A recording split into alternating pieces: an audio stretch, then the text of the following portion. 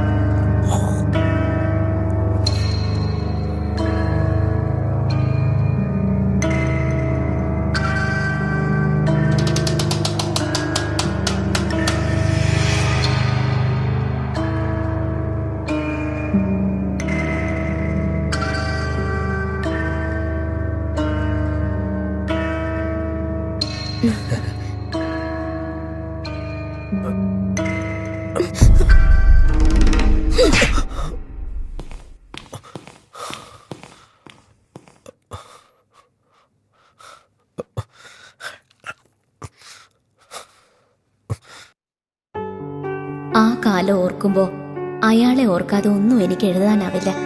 ഇന്നീ നിമിഷം എന്റെ മുന്നിൽ അയാൾ വന്നാലും ഞാൻ തിരിച്ചറിയും.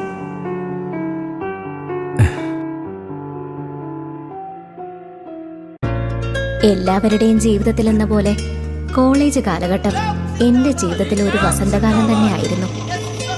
MA മലയാളം ഫൈനൽ ഇയർ ഒത്തിരി നല്ല ഓർമ്മകൾ തന്ന വർഷമായിരുന്നു. ഏറ്റവും കൂടുതൽ എഴുതിയതും ഇക്കാലത്താണ്.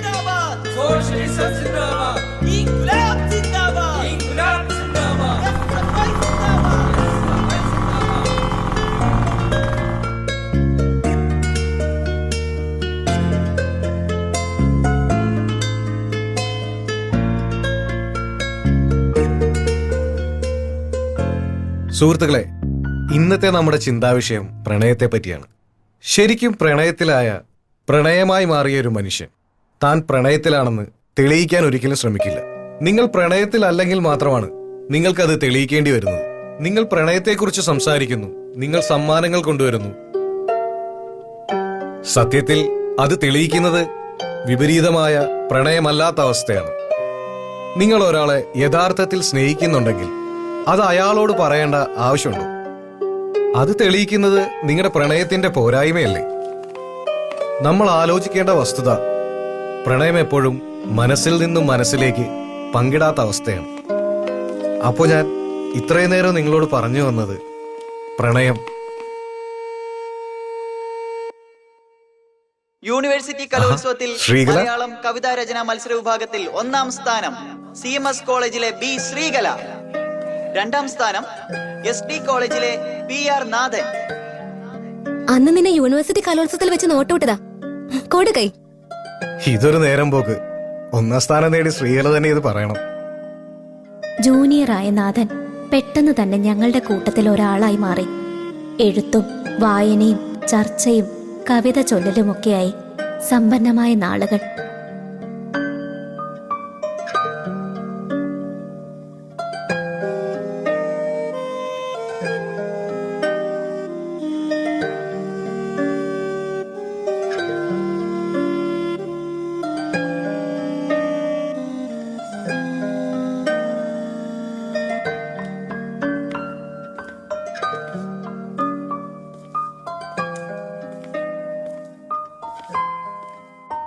എടോ, ഞാൻ എഴുതാൻ വാങ്ങിച്ച നോട്ട്ബുക്ക് താൻ തുറന്നു നോക്കിയോ? നോക്ക് മനുഷ്യ.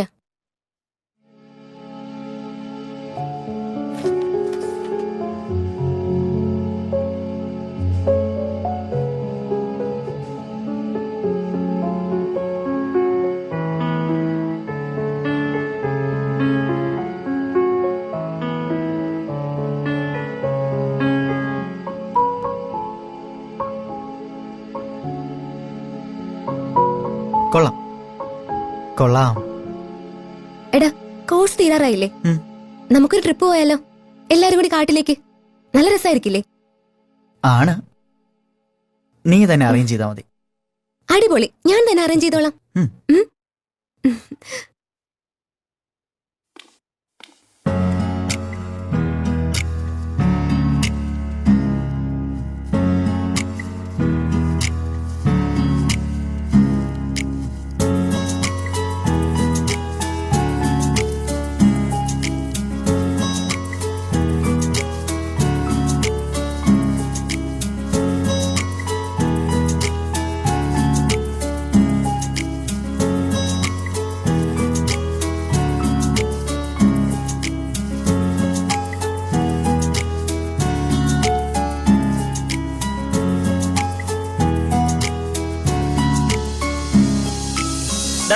എനിക്ക് ഫുഡിന്റെ സമയം പോയി ഫുഡ് മേടിച്ചോണ്ട് വരാം.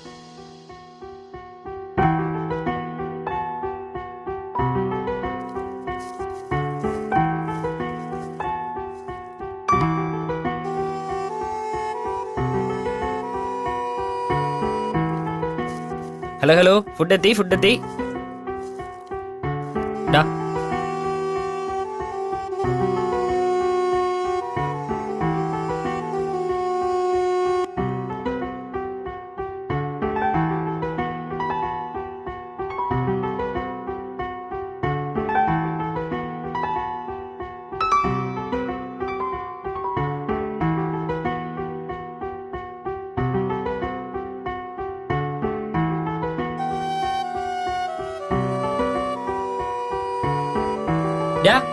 കുപ്പി എവിടെ? ആ ഇപ്പൊ തരാം.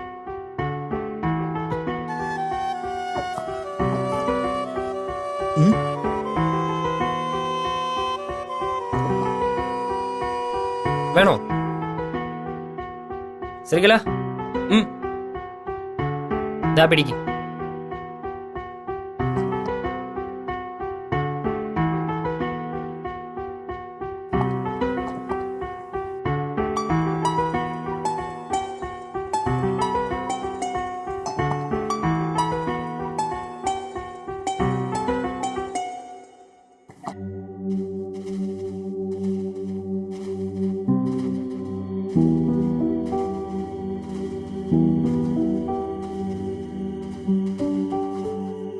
എടാ, അടുത്ത ആഴ്ചയോടെ പരീക്ഷ തീരുവാ.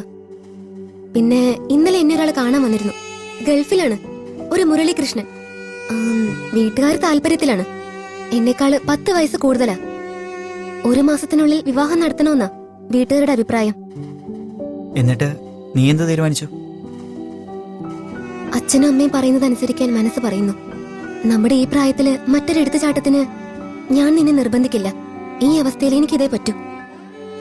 നിന്റെ ജീവിതം നിന്റേത് മാത്രമാണ്. എന്നാ ഞാൻ പോട്ടെ. All the best.